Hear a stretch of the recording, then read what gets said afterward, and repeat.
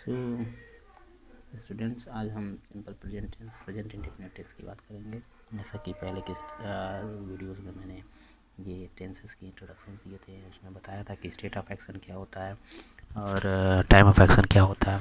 तो state of action में हमने देखा था जनरली कि टेंसेस कितने टाइप के होते हैं, प्रेजेंट टेंस, पास्ट टेंस और फ्यूचर टेंस। उसके बाद हमने टाइम ऑफ वन एक्शन की बात की थी। तो टाइम ऑफ एक्शन की मतलब कि सिंपल से मैंने बताया था, वहाँ पे हम कैटेगराइज करेंगे कि किन चीज़ों को हम टाइम ऑफ एक्शन में यूज़ करेंगे।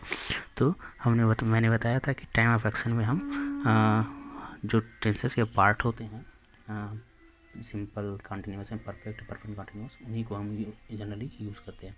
तो आज हम उसी में एक सिंपल प्रेजेंट टेंस के सिंपल प्रेजेंट टेंस को पार्ट को हम देखेंगे।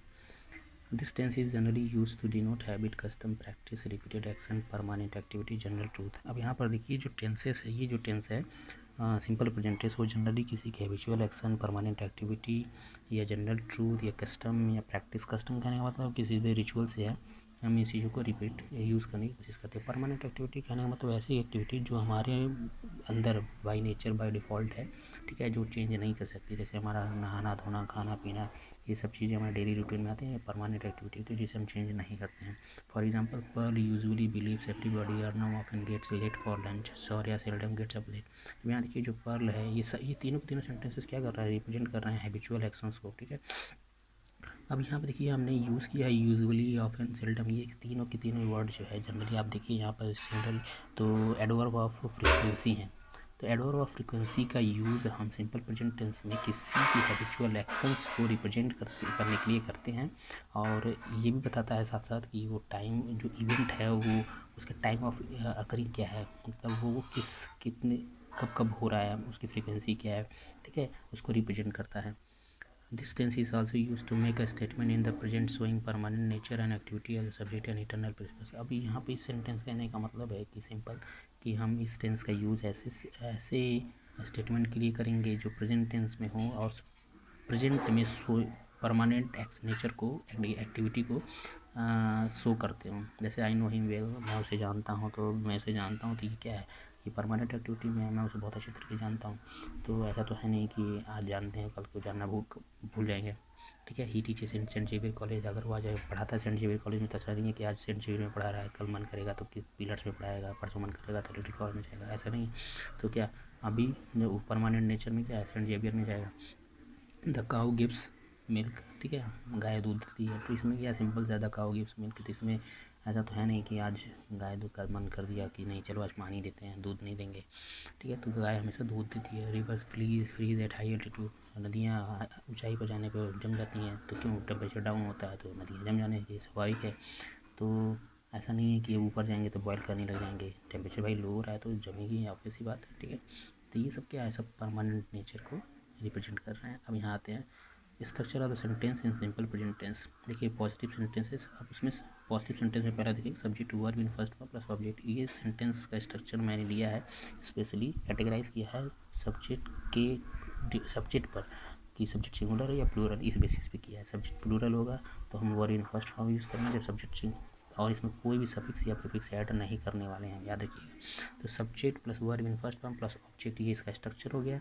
और इस स्ट्रक्चर को हम हमेशा प्लूरल के केस के में फॉलो करेंगे, ठीक है, सब्जेक्ट के प्लूरल केस में फॉलो करेंगे। जैसे यहाँ देखिए this structure is followed in the case of plural subject. For example, buses run on this road every hour, apples get ripe in autumn. यहाँ पर देखिए सब्जेक्ट बसेस और एप्पल्स है, ठीक है, जो दोनों के दोनों प्लूरल फॉर्म है, इसलिए हमने इनके लिए रन और गेट वर्ब रिस्पेक्टिवली यूज़ किया है, ठीक है। तो here buses and apples are in its plural form, that's why we have used the first form run and get. देखिए यहाँ पर कोई भी सफिक्स या प्रीफिक्स नहीं लगा रहे हैं, प्रीफिक्स तो लगता ही नहीं है, याद रखिएगा, सफिक्स ही लगता है जनरली। बट कोई भी किसी भी तरीके से सफिक्स हमने यूज़ नहीं किया, क्यों, क्योंकि सब्जेक्ट यहाँ प्लूरल है और ये सिंपली रिप्रेजेंट कर रहा है कि ये सिंपल प्रेजेंट टेंस में है। अब आते हैं सिंगुलर सब्जेक्ट के केस पे, subject plus verb in first form. अब यहाँ देखिए यूजिंग एस ई एस या आई ई एस इन सफिक्स प्लस ऑब्जेक्ट, ठीक है। अब यहाँ क्या करेंगे, वर्ब में एस ई एस या आई ई एस को ऐड करेंगे सफिक्स में, ठीक। तो सफिक्स कहने का मतलब कि बाद में लगता है, जो वर्ड के, जब हम किसी वर्ब के या किसी वर्ड के लास्ट में हम एस मतलब कोई नया वर्ड जोड़ करके ऐड करके हम कुछ दूसरा वर्ड बनाए तो उसको सफिक्स कहते हैं, ठीक है। पर यहाँ पर हमको दूसरा वर्ड नहीं बनाना है, दूसरा वर्ब नहीं बनाना है, हमें बस क्या करना है, ऐसे ऐसे आई एस ऐड करना है सो दैट ये रिप्रेजेंट करे कि सिंपल प्रेजेंट टेंस में हम बात कर रहे हैं और सब्जेक्ट हमारा सिंगुलर है। ये डिनोट करने के लिए बस हम इसको यूज़ करते हैं, ठीक। तो this structure is forward for singular subject, ठीक है। He plays cricket, the earth revolves around the sun. यहाँ पर ही प्लेस क्रिकेट, यहाँ पे ही, द अर्थ, ठीक है। ये तीनों के दोनों क्या सिंगुलर सब्जेक्ट हैं। इस वजह से क्या है, यहाँ पर हमने प्ले में ऐसे ऐड कर दिया, रिवॉल्व ऐसे ऐड कर दिया, ठीक है। आई होप क्लियर हो रहा होगा आपको। नेगेटिव सेंटेंस में देखिए सब्जेक्ट, अब नेगेटिव सेंटेंस के स्ट्रक्चर में देखिए हमेशा याद रखिएगा कि हम अब इसमें वर्ब में कोई भी सफिक्स नहीं लगाएंगे, चाहे सिंगुलर हो या प्लूरल, ठीक है। अब देखिए यहाँ पे स्ट्रक्चर देखिए, subject plus do not plus verb in first form plus object. अब याद रखिए सिंपल सा कि सब जो नेगेटिव वर्ड नॉट है वो हमेशा जो हेल्पिंग वर्ब है और मेन वर्ब है उन दोनों के बीच में ही आएगा, उसका प्लेस जो है हमेशा हेल्पिंग वर्ब और मेन वर्ब के बीच में ही होगा। उसको हम पहले नहीं यूज़ कर सकते या बाद में यूज़ नहीं करेंगे, उसके बीच में ही यूज़ करेंगे। This structure is followed in case of plural subject. देखिए यहाँ डू नॉट है तो ऑब्वियस याद रखिएगा कि सब्जेक्ट अगर से प्लूरल होगा तो हम डू नॉट यूज़ करेंगे, अदरवाइज हम डज नॉट यूज़ करेंगे। जैसे कि मैंने बताया था एस ई एस लगेगा तो डू में जब ई एस लगेगा समझ जाइएगा ये क्या है, वो सिंगुलर है। तो they do not know where he has gone, वे नहीं जानते कि वो कहाँ चला गया, ठीक है। तो यहाँ पर दे क्या है, प्लूरल फॉर्म में, इसलिए डू नॉट लग रहा है। देखिए do helping verb, no main verb, इसी के बीच में हमने नॉट को यूज़ किया है। I do not like mango, मैं आम पसंद नहीं करता, तो इसमें do like, do main helping verb, like main verb, उसके बीच में हमने नॉट यूज़ किया है।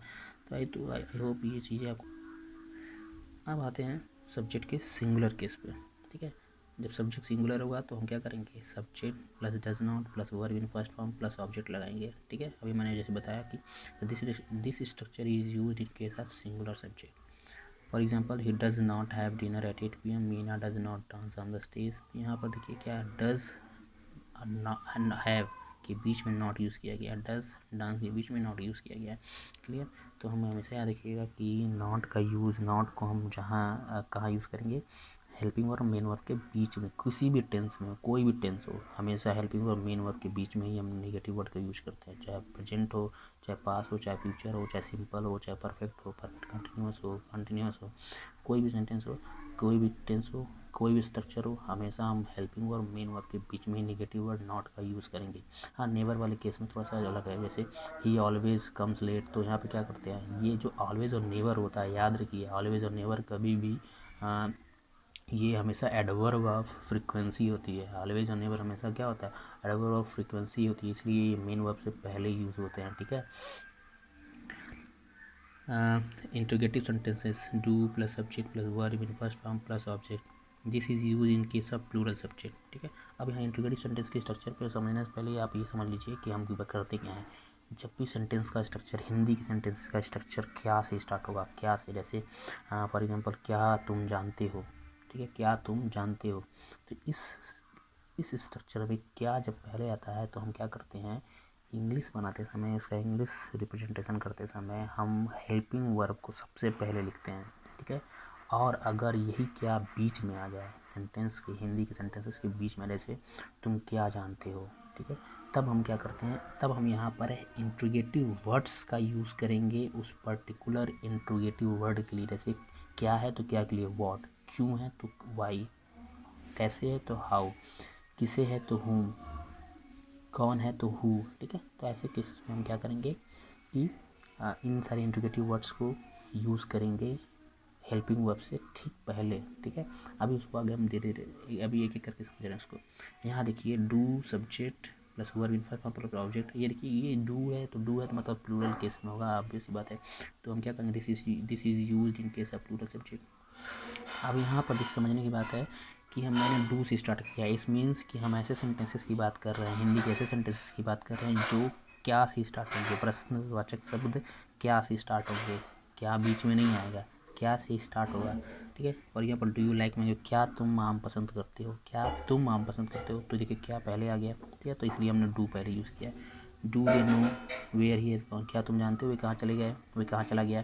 तो इस केस में देखिए डू जो है क्या रिप्रेजेंट कर रहा है, डू रिप्रेजेंट कर रहा है कि ये सेंटेंस कैसा है, क्या से स्टार्ट होने वाला है, ठीक है। अब देखिए उसी तरह सिंपल है कि जैसे प्लूरल का किया वैसे सिंगुलर का करेगा। सिंगुलर वाला केस भी सेम टू सेम है। Does plus subject plus verb in first form plus object, this is use in case of singular subject. देखिए does he have dinner at 8 PM, does Meena dance on the stage. अब यहाँ देखिए does है, does, ठीक है। इस case में क्या कर रहे हैं, ही हैव, या तो देखिए डज, और अब यहाँ देखिए डज के तुरंत बाद सब्जेक्ट लिखा है, उसके बाद हमारा मेन वर्ब आया, ठीक है। तो यह भी याद रखिएगा कि सब जो हेल्पिंग वर्ब होगा उसका तुरंत बाद सब्जेक्ट आता है, कभी भी नॉट या नेवर यूज़ नहीं करेंगे। एक बात याद रखिए, ये यहीं पे बता देता हूँ कि जब भी हमको नॉट यूज़ करना होगा, जब भी हमको नॉट यूज़ करना होगा तो हम हमेशा सब्जेक्ट के बाद यूज़ करेंगे। फॉर एग्ज़ाम्पल मैं अगर एक सेंटेंस लिख दूँ, इसी को बना दूँ, डू यू नॉट नो, ठीक है। यहाँ पर देखो, यहाँ पर इस सेंटेंस में मैंने क्या किया, डू यू नॉट नो। यहाँ पर मैंने क्या किया कि नॉट यूज़ करना था मुझे, नॉट यूज़ करना था मुझे, तो मैंने हेल्पिंग वर्ब लिखा, फिर सब्जेक्ट लिखा, फिर मैंने क्या किया, नेगेटिव वर्ड नॉट यूज़ किया, देन आफ्टर मैंने क्या किया, मेन वर्ब यूज़ किया, ठीक है। तो वैसे मैंने पहले बताया था कि हेल्पिंग वर्ब मेन वर्ब के बीच में नॉट यूज़ होगा, बट यहाँ पर सब्जेक्ट जो है क्या हो जाएगा, वो नॉट से पहले आ जाएगा, तो सब्जेक्ट भी इन दोनों के बीच में आएगा। और नॉट हमेशा सब्जेक्ट के बाद यूज़ करते हैं, याद रखिएगा। हम ऐसे नहीं कह सकते don't you know, don't you know, ऐसे कभी नहीं लिखेंगे, ये स्ट्रक्चर गलत होता है, ठीक है। जनरली स्टूडेंट गलत लिख जाते हैं कि डोंट यू नो या डोंट ही ईट, ठीक है। ऐसे कुछ नहीं करेंगे, हम हमेशा डू यू नॉट नो ऐसे ही बोलेंगे, डज ही नॉट ईट, ठीक है, ऐसे यूज़ करेंगे। यहाँ पर हम कभी भी नॉट को सब्जेक्ट से पहले नहीं लिख देंगे, ठीक। अब देखिए डज ही है, तो ये सारी चीज़ें आपको क्लियर होंगी, आई होप, ठीक है। अब जैसे आपको पता है स्ट्रक्चर में ता है, ती है, ते ही आते हैं और कोई नहीं आता, तो हिंदी के स्ट्रक्चर में ता है, ती है, ते हैं लास्ट में आएगा। अब आते हैं कि एक ऐसे पार्ट पे, ठीक है, जो सिंपल प्रेजेंट टेंस का पार्ट होता है, पर हम जिसे जनरली डिस्कस नहीं करते हैं, ठीक है। अभी मैंने डिस्कस नहीं किया है, अब उसको उसकी तरफ आते हैं, ठीक है। पर इससे पहले मैं कुछ ऐसे वर्ड्स सेंटेंस की बात कर देता हूँ जो कि क्या करते हैं, हेल्पिंग वर्ब से ना स्टार्ट होकर के क्वेश्चन वर्ड से स्टार्ट होते हैं। अब देखिए यहाँ पे मैंने कुछ और फर्दर एग्जांपल लिया, where do you live, whose book is this, why does he speak loud, ठीक है। तो इस स्ट्रक्चर में हमने क्या किया, अब इस स्ट्रक्चर का जो हिंदी स्ट्रक्चर है उसको समझने की कोशिश करिए। तुम कहाँ रहते हो, देखिए तुम कहाँ रहते हो, तो कहाँ जो वर्ड है, जो इंडिकेटिव वर्ड कहाँ है, वो हिंदी की सेंटेंसेस के बीच में आ रहा है, ठीक है। इसलिए हम क्या करेंगे, उस कहाँ के जो पर्टिकुलर इंग्लिश वर्ड है उसको यूज़ करेंगे। वेयर को हम क्या करेंगे, हेल्पिंग वर्ब डू से पहले यूज़ करेंगे, तो वेयर डू यू लीव, ठीक है, समझ में आ गया। हुज बुक इज़ दिस, वो ये बुक किसकी है, यह बुक किसकी है, हुज बुक इज़ दिस, ठीक है। अब ये किसकी हुज, ठीक है। अब उसको हमने क्या करते हैं, हुज बुक। अब हुज बुक याद रखिएगा, कुछ ऐसे वर्ड्स होते हैं जैसे हुज के साथ बुक तुरंत बाद आ जाएगा, इसमें कोई हेल्पिंग वर्ब नहीं होगा, ठीक है। हुज बुक, किसकी किताब है, ठीक है। तो यहाँ पर कुछ स्ट्रक्चर, अब ये सारे स्ट्रक्चर्स मैं अलग से एक लेक्चर बनाऊंगा इस पर, तो मैं बताऊंगा, ठीक है। Why does he speak loud, वह क्यों तेज़ बोलता है, वह क्यों तेज़ बोलता है। इस स्ट्रक्चर में क्या है कि why does he speak loud, यहाँ पर वह वाई जो है, तो why does he speak loud, इसका हिंदी जो स्ट्रक्चर है वो सिंपल है, कैसा है कि वह क्यों रोता है। तो इसमें जो हिंदी वर्ड है, हिंदी वर्ड इंट्रोगेटिव वर्ड है क्यों, वो क्यों रोता है, तो ये सेंटेंस के बीच में आ रहा है, इसलिए इसका जो इंग्लिश वर्ड है वाई हमने पहले लिखा है, वाई डज ही स्पीक। अब आते हैं एक ऐसे पार्ट पर जिसको हम यूज़ करते हैं, जनरली समझ नहीं पाते हैं कि ये सिंपल प्रेजेंट टेंस है या प्रेजेंट कंटिन्यूअस, क्योंकि हम उसमें हेल्पिंग वर्ब जो देखें, इसमें इज एम आर देख लेते हैं तो हमको लगता है क्या कि ये प्रेजेंट कंटिन्यूअस टेंस में है, ठीक है। बट ऐसा नहीं होता है। जब भी हम किसी भी व्यक्ति को या पर्सन को या जैसे किसी भी ऑब्जेक्ट या पर्सन को अगर हमको रिप्रेजेंट करना हो या उसको इंट्रोड्यूस करना हो या उसकी क्वालिटी बतानी हो, तो हम हमेशा सिंपल प्रेजेंट टेंस में, अगर प्रेजेंट में बात कर रहे थे, प्रेजेंट टेंस का यूज़ करते हैं, सिंपल प्रेजेंट टेंस का ही यूज़ करते हैं। और इस स्ट्रक्चर में कभी भी जो है मेन वर्ब नहीं होता है, या कोई मेन वर्ब नहीं, एक्शन वर्ब नहीं होता है, इसमें कोई भी एक्शन वर्ब यूज़ नहीं होगा, याद रखिएगा, ठीक है। और इसमें हमेशा हम इज़ एम आर का यूज़ करेंगे। इज़ जो है आपको मैं जनरली बता चुका हूँ कि इज़ किसके साथ, एम किसके साथ, आर किसके साथ यूज़ होता है, तो ये वेल नोन होता है, तो इसमें बताने की ज़रूरत नहीं समझता है, ठीक है।